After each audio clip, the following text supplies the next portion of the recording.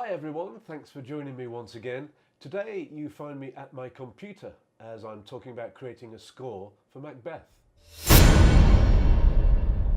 Macbeth is produced by the award-winning Daniel Taylor Productions and directed by Daniel Taylor himself.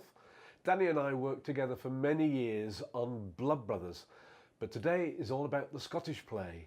My involvement started about 3 weeks ago when I met up with Danny, who told me he wanted something dark, something gothic, something filmic. He said he wanted to highlight moments of madness, ghosts and the weird sisters, as well as the killing scenes with an atmosphere of unease. But also wanted some themes, a Scottish jig, a haunting melody for times of anguish, as well as Scottish chanting. He also told me some of the actors play instruments which he wanted to involve. There was definitely a cello, a viola and a recorder, but he also wanted to use drums. Well, that was the brief, so it was time to sit down and create something. So the first thing I thought about was the jig. Now my trick here to make it sound Scottish was to restrict myself to the notes that the bagpipes can play, which are these.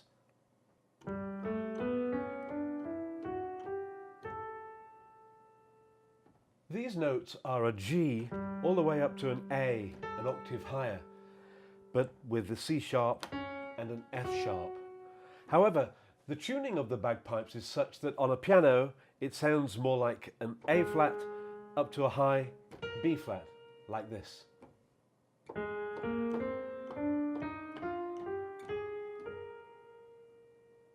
These notes then make up an E flat major scale and we can get tunes that sound like this.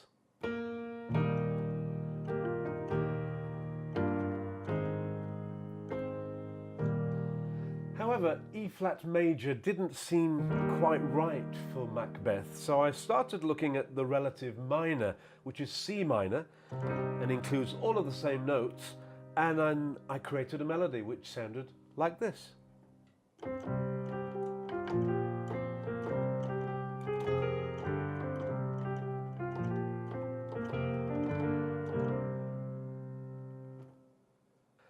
For the theme to accompany the scenes of anguish, I used the same idea of the bagpipe notes, but in C minor, but this time changed the A flat to the A natural, which to me seemed to add a more pain.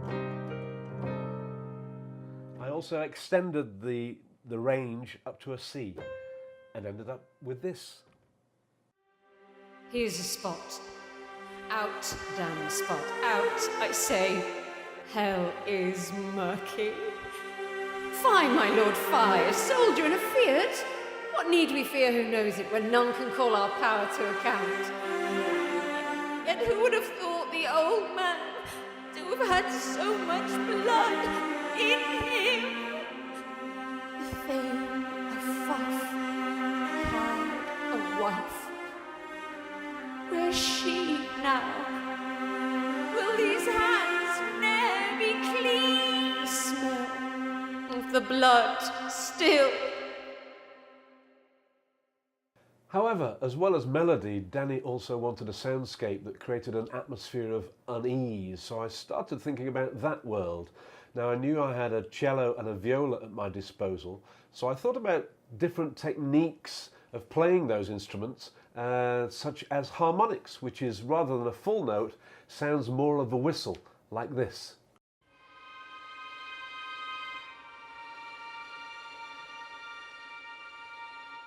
And soltasto, which means bowing on the fingerboard, creating a softer, ethereal tone, or sol ponticello, which is playing at the bridge to create a thinner, nasal tone. I thought then, if I combine these techniques, I could create this cold, uneasy world. If I use this then as my base, I could add to it for moments of madness or ghostly apparitions by using other techniques such as glissando, which is sliding up or down the strings, or tremolando, which is making rapid back and forth movements with the bow to create a trembling sound. Finally, I thought I could add a more rhythmic military pulse with a technique called collegno, which is striking the strings with the wood of the bow, and then combine this with drums for the killing scenes. So it was now time to find my Scottish chant. Danny wanted it to sound like a requiem with a Scottish feel, and he also wanted some more tribal chanting. So I chose a quote from the play, translated it, and I wrote my melody, based once again on the notes of the bagpipes. I made up some words for the tribal chanting, added all of the elements together, recorded it, and sent it off to see what Danny thought. Fortunately, he loved it and wanted the whole company to learn and perform it. So I headed over to Liverpool and began trying to find the soundscape from the few instruments and few available cast. However, although I knew we were having drums, they wouldn't be arriving until later in the process, so we were left to improvise with whatever we could find in the rehearsal space. Paint pots and tubs became drums, cutlery and crockery became percussion, and voices did the rest.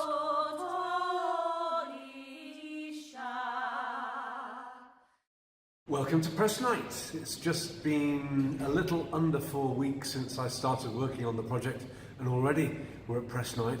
And I must say that it feels a little strange because normally about this time I'm backstage preparing and in a position where I might be able to influence the show. But tonight all I've got to do is sit back and enjoy.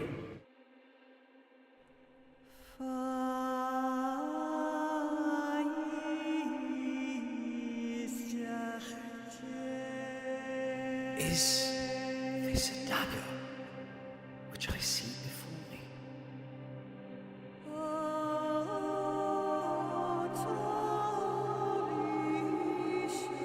The handle towards my hand.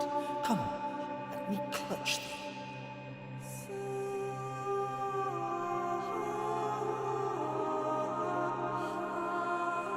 I have thee not, yet I see thee still.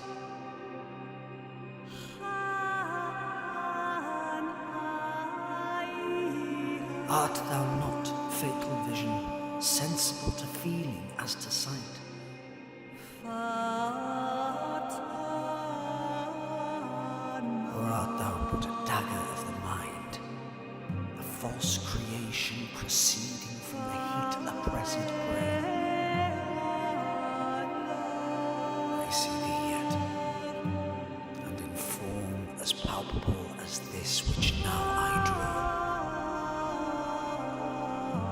Thou marshalst me the way that I was going, and such an instrument I was to use. Mine eyes are made the fools of the other senses, or else of all the rest.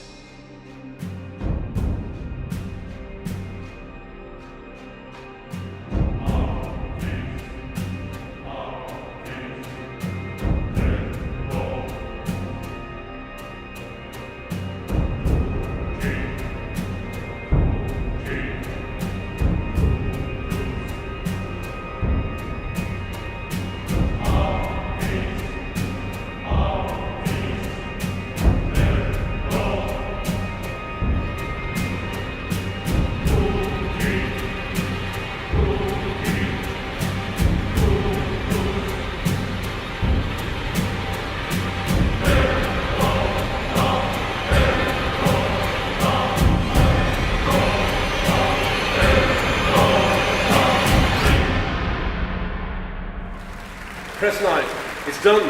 How are you feeling? Relieved. It's really great. Really pleased with the cast and really technical. Everyone, theatre. It's very good. These stories are 400 years old and we're still telling them. Well, it's Shakespeare's horror story, and you should be on the edge of your seat. I think they were. I think they were, and I think you've got another hit on your hands. So well done. Great to work with you again. Thank you. If you enjoyed this insight into the composition process, then please leave a comment below and don't forget to like and subscribe, and I'll see you next time.